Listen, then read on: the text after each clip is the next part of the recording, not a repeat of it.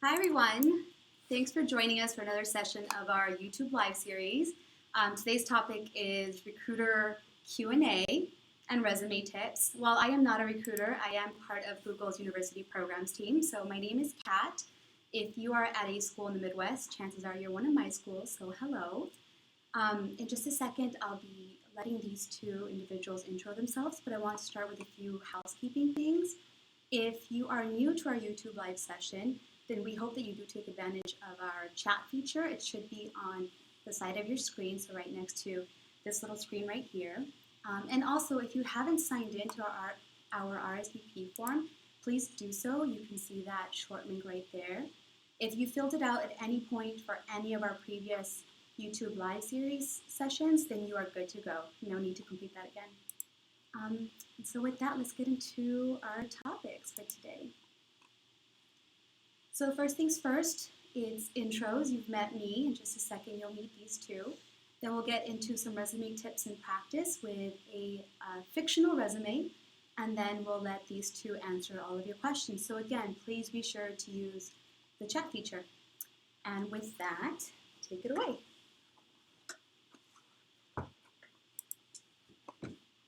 All right, hi everyone. My name is Jared Farmer. I am a university graduate recruiter here at Google. I graduated in the summer of 2010 from the University of North Florida with a degree in marketing, and then I joined here at Google last summer in July of 2015 on the new grad team.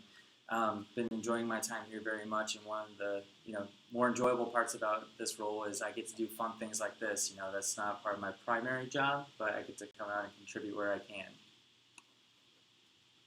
Hi, and my name is Carol Suchia, and I am on the Tech Intern Recruiting team. I graduated from UC Berkeley with a bachelor's in economics.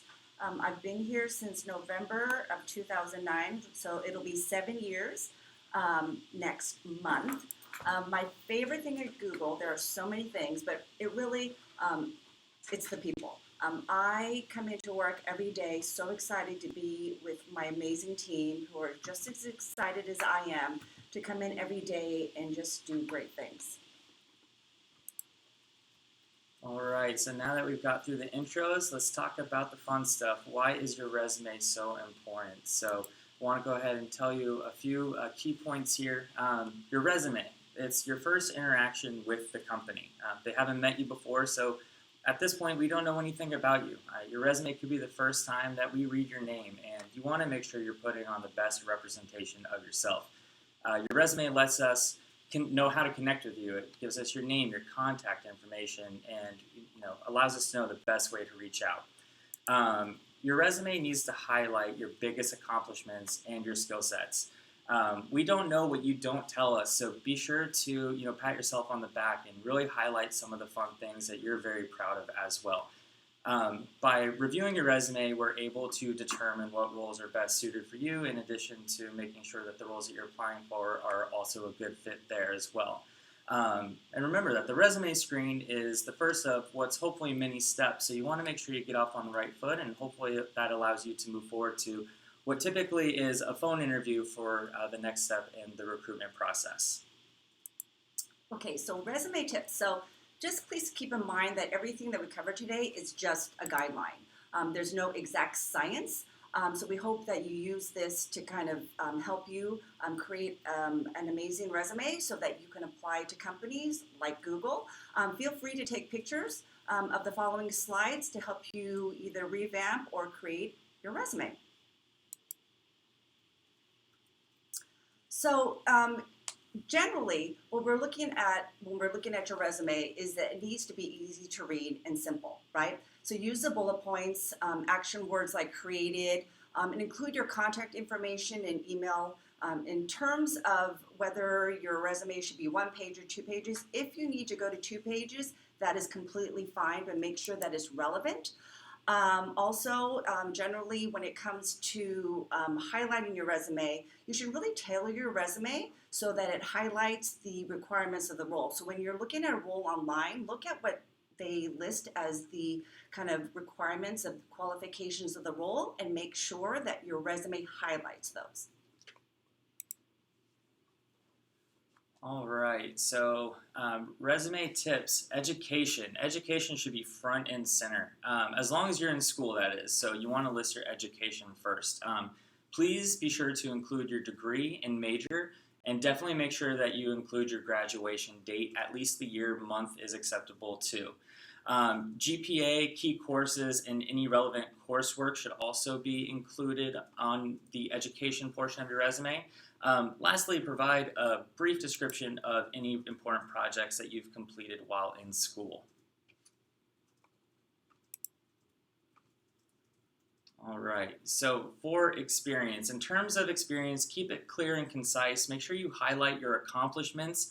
Once again, this is the time to pat yourself on the back. Highlight your accomplishments versus a long description of what you did. Keep things chronological in order just to showcase all of your experience, and that means put everything that's most recent at the top, and then as things move back in history, put it lower down on the resume as well. But other things to highlight under your experience are internships, student groups, hacks that you've participated in.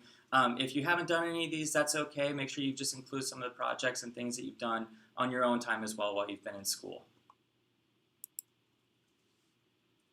Okay, and so for extracurricular activities, we also want to know what makes you, you, right? So if you were the head of your robotics team at school, include that. If you were involved in any type of Olympiads, include that. Anything in the sense of even outside of computer science. For example, if you can solve a Rubik's Cube in 15 seconds, include that. You find that really interesting.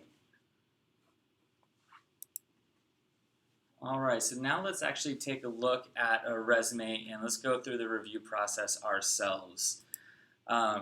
We've discussed why the resume is so important, and we're going to go through this section in three main chunks. So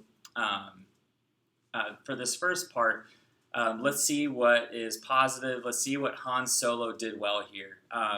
First, Han listed his proficient languages, starting with C#, where he is most proficient, and worked his way down the list through SQL, where we assume he is least proficient there. Included all of his post-secondary institutions. He attended a Rebel Alliance University in scruffy Nerf Herder College. His education is first, obviously, as we just mentioned, making it easy for recruiters to verify that you're eligible for the role that you're applying for. Once again, as long as you're in school, education should come first. Okay, so let's talk about what he needs to improve on regarding his resume. His contact information is incomplete. There is no phone number or email listed, so how are we supposed to contact him if we're interested in reaching out to him for a role? So that definitely needs to be included. For example, also, if you have a LinkedIn profile or a GitHub, please go ahead and include those links, but please make sure that they are correct. Also, regarding the graduation, you can see that he does not include his expected or anticipated graduation date. We need to know that so we know whether he is eligible for an internship or a full-time role. Just as a side note, for internships, for example, if you're applying to a summer 2017 internship, candidates must be continuing their education, so they need to be continuing their education in the fall of 2017 in order to be eligible. All right, now let's talk about Han's experience. So once again, I'll start with the positives. He listed his experience second, after education. As discussed previously, your education is your biggest undertaking right now. It should come first. Be proud of it. He listed his experience in that chronological order we also chatted about. Most recent first, moving back in history towards the bottom as things get further back. Included the title, the company, and the dates while they were at those specific companies. So how could we improve this section?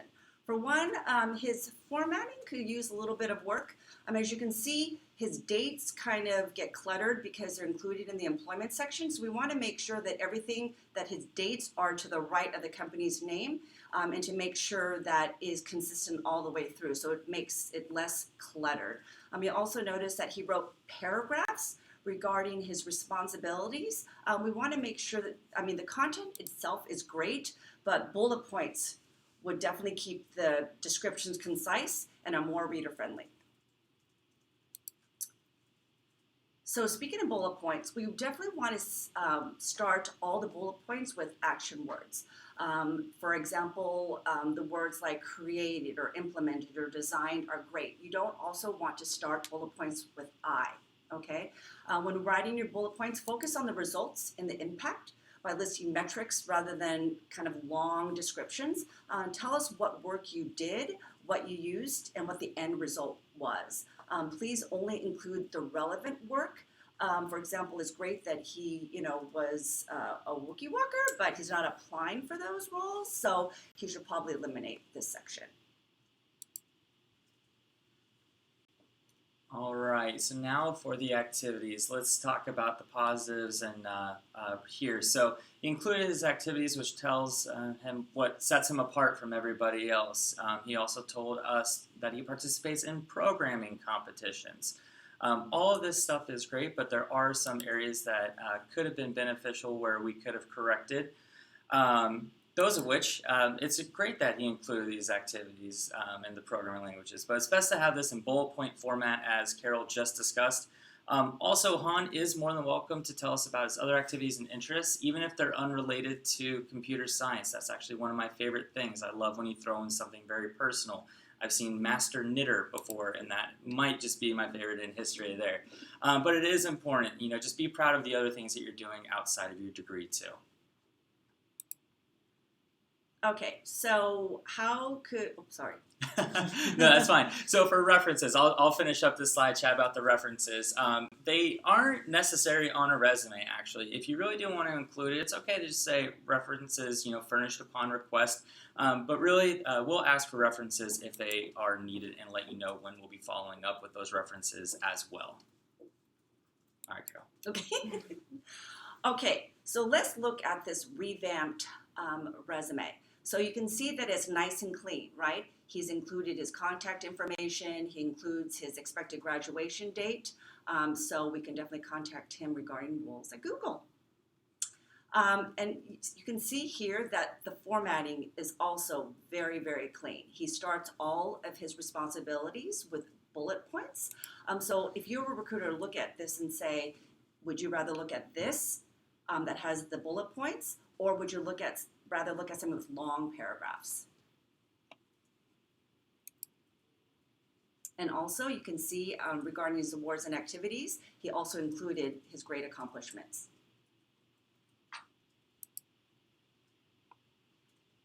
All right, so that's a lot of information. Hope you got all of that.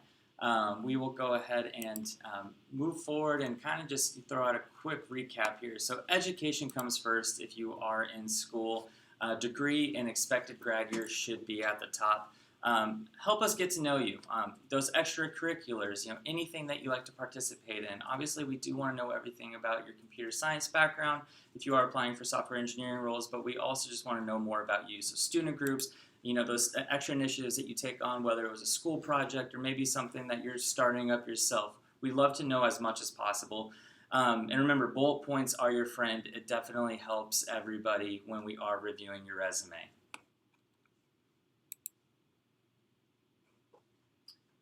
All right, so this is Kat again, a little bit off screen, but this is your turn, students, to ask questions. So please be sure to fill out the chat feature. But to get us kicked off, I'm going to ask Jared and Carol some FAQs. So first of all, why should I, as a student, include my GPA on my resume? Okay, good question. So just remember that the GPA is only part of your story. It's just a piece of the puzzle. It isn't the most important piece of who you are, so make sure that you include all your accomplishments and projects in and outside of the classroom. Thanks. Second frequently asked question, do I need to include a cover letter? Cover letters are completely optional. We prefer that you spend your time creating that amazing resume. But if you do include a cover letter, just remember that it should include something that is not already included in your resume. And third FAQ, what do I need to conduct my interviews? All right, so for a phone interview, you will need a computer with internet access. and Google Docs. Our coordinators will send you out links to the docs and maybe anything additional for a phone interview, such as a Hangout link. Please be sure to take a look at those links, verify that you have access prior to your interview, and confirm that with the coordinator, and if there is any issues, we can get those worked out. If you are coming on site, typically one of the few things that we'll require is a official ID, just so we can get you checked in, but most of the time we don't require anything else. Also, when you do come on site, it is always a good idea to make sure you arrive early. My personal mentality is I'd rather be somewhere a half hour early than 10 seconds late. All right, are you ready to take some live questions? Yeah. Yep, we're ready. Awesome. So the first one comes from Bhargav Shah. I have a question which hinders me all the time. I don't have solid experience because I just did my master's. What are my chances of getting a job at Google? I have proficiency in Python. You want to take that one? Yeah. So one of the things is we look at things also outside the classroom. So when you were in your master's program, if you worked on class projects, definitely highlight that. So that would be a header. You would put projects and then give a highlight of that project and include that you use Python. And I would just definitely highlight the projects, the class projects. Yeah, and something in addition, we do understand that you're going to be coming out of school. Really not too many students are going to have a whole lot of experience at this point anyways. So we like just to make sure that, when you are going through the interview process, we are finding everything about you specifically. We're not going to compare you to anybody else, whether they have more or less experience. So make sure you just highlight everything that you are very proud of on your resume to put your best foot forward, and then we'll take care of everything else from there. Next question comes from Tanisha Cruz. Does Google have a required GPA? No, we don't. As we had stated about the GPA, that is only part of your story. So definitely include your accomplishments and any other activities outside of school that you've acquired. Next one is from Arun Pukarna, and I apologize if I mispronounced your name. Can we use different colors on the resume? Ooh, I do like fun resumes. I think the most important thing to keep in mind here, though, is you do want to make sure it's easy to read. But I definitely see, individuals that put graphics on there or just make it, very fun and almost like interactive. I think all that is fine, but you do just want to make sure that, all that extra stuff is great, but that the content there, the main purpose of a resume, is not being jeopardized by anything that, it's just kind of fun to throw in there. But definitely be creative, be yourself. We definitely love looking at those things. If I see, a bunch of resumes that look the same, everything starts to run together. So do what you can to set yourself apart. But you definitely don't want it to take away from your accomplishments, your experience, right? You want to make it easy to read. So personality good, rainbow bad. Yes. Next question comes from Earl Zed. How do I address resume gaps if I'm a returning student who has worked in an unrelated field? I think it's best just to put, all of your current information there. Things I've seen before is if you just want to fill in that slot with, what you were doing, tell us that story. Remember, we do look at everything as a whole. So not everybody is going to be a carbon copy of somebody else. Not everybody leaves on a Friday, starts somewhere else that very next Monday. And that's okay. I think whatever you feel comfortable sharing with us up front is totally fine. Or if you are working with a recruiter, share your story with them. We are your advocates and want to help you through this process. Next question comes from Rosie Davis, a master's student.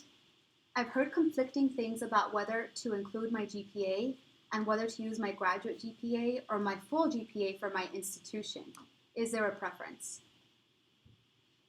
So if I'm understanding it, you should include your cumulative GPA, not just your major GPA, because we do ask for you to include your cumulative GPA. And I do see pretty often that sometimes there will be the cumulative as well as your major next to it. So it's fine to include the major, but make sure you do include the full GPA as well. Next one is from Dubem Okam. Can I list volunteer participations as part of my extracurricular activities? Also, does the resume have to be on one page, especially if the extracurricular activities are surplus? I think, volunteering experience is great, regardless of how you were volunteering. We definitely love to see somebody who wants to take extra initiative go, above and beyond just what they're supposed to be doing right now, focusing on school. We love when people are taking, advantage of volunteering experience. Carol mentioned this earlier. It does not matter to my eyes if everything is all on one page, especially if there's good news awaiting for me at the bottom. So if I have to turn the page or scroll up to see the next page, that's totally fine with me. Right, because I'd rather have something in a readable font versus a 6-point font because you couldn't get everything on a page. Very good point. So we're going to take this last one just for now, but students, please continue to use the chat feature. You have Jessie and Jess picking out the best questions to ask out loud. So this one is Byron Fung. Do you like seeing personal websites listed in resumes? And if so, what do you recommend they should contain, and what are some common mistakes you've seen in them? I can take this one. Yeah, I think they're a lot of fun. Obviously the resume to just the nature of the beast needs to be somewhat formal just so it is easy to read. Like I said, throw in your personality. You can have a lot of fun with the resume all the same. But a website, that's really all you. You are more than welcome to do anything that you would like. So I will pretty much anytime I see that there's a link on somebody's resume, I will click it and just check it out, see if there are some extras that they couldn't fit, whether it was, photos of them participating in hackathons or photos from their previous internships or just, friends at school. All that stuff is great. I don't really know if I've seen any mistakes. I think obviously what you want to consider here is, use your common sense. You are sending this out to potential employers, so you just want to make sure that anything that goes on there, you would also put on your resume. Should it fit or should it be that interactive? But I love them. I keep them coming. Yeah, but links in general, make sure it does link to the correct website or doc or what have you, because I have had situations where I've clicked on a link and it was either broken or it took me to some place different. All right, so we're going to take a break from the Q&A for now. Let's assume that a student has taken all these wonderful tips and has made their resume incredibly strong. They're ready to apply. How do they do that? All right, Carol? Yes. So what they would go ahead and do is go into our website, which is, it's up here, you can see it, d.co/student careers, and go ahead and search for the roles that best fit your background, experience, and interests. Remember to upload your resume and your transcripts. Unofficial is completely fine. We do not require an official transcript, and then click submit. Just to let you know, if you're interested in software engineering internship roles, we are now recruiting for our summer 2017 software engineering roles. That application period will be open until December 2nd, as well as our engineering practicum summer internship role. Our full-time software engineering university grad roles are open year-round, so you can apply to that role at any time. We hope to see a lot of applications come in. All right, let's see. Do we have any more questions? We do. Are you ready for a few more? Yes. Awesome. So this next one is from Earl Zed. How frequently should I resubmit my resume?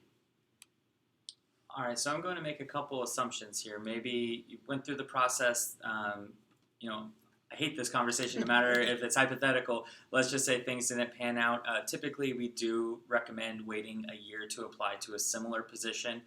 So let's say hypothetically you were applying for a full-time software engineering role. Obviously, we have several of those listed. We would recommend that you do give yourself a year to come back, build yourself up, show us that this next time can be different.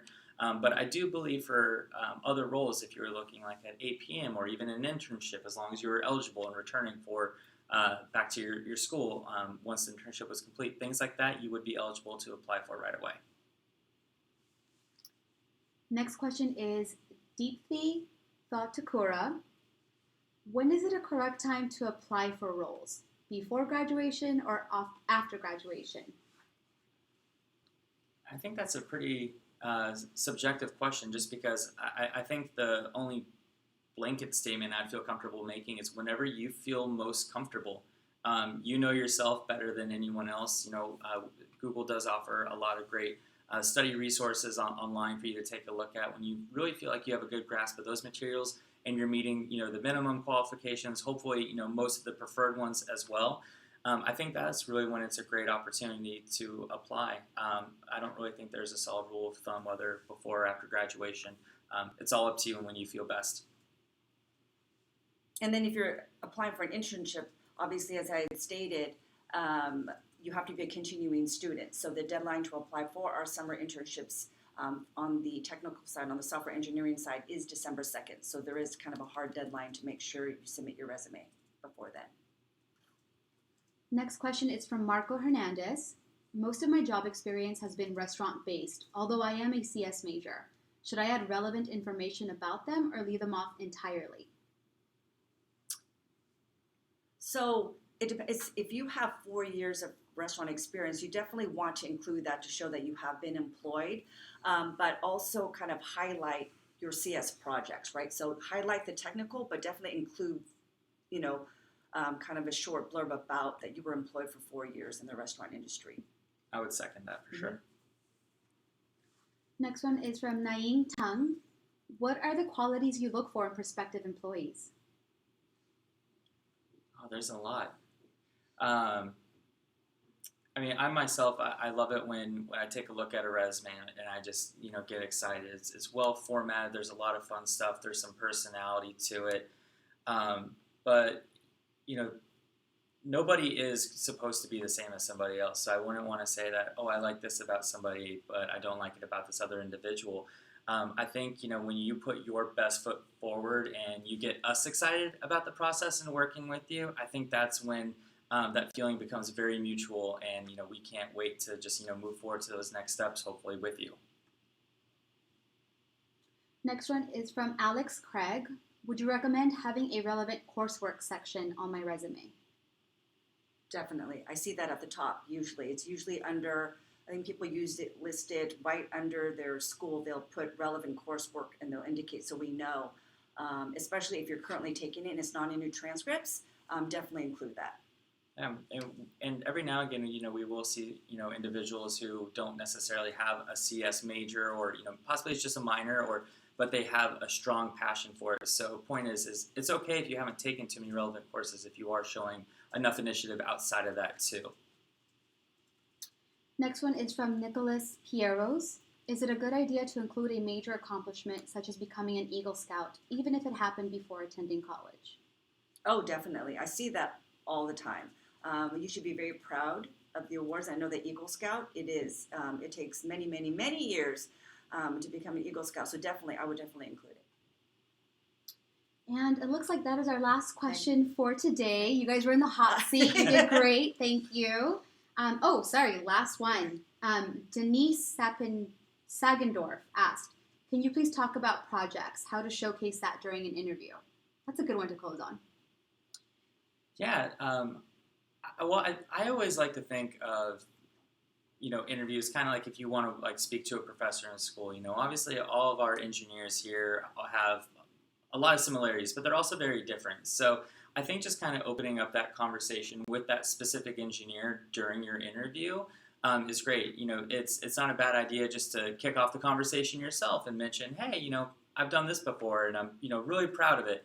And I'm sure the engineer will give you a great response and you can have, that back and forth conversation with them. But, every person here at Google is very different. So I think that conversation, could vary quite a bit. But yeah, absolutely. Start off and, on the right foot, give yourself that pat on the back, talk about your projects and things that you're proud of. All right. Again, thank you both so much. Students, I hope you did RSVP. If you didn't, if you see that tomorrow's session looks similar, it's because we're presenting the exact same thing, so no need to tune in, but definitely encourage your friends to do so. And with that, thank you so much for your time. Thank you. Thanks, everybody.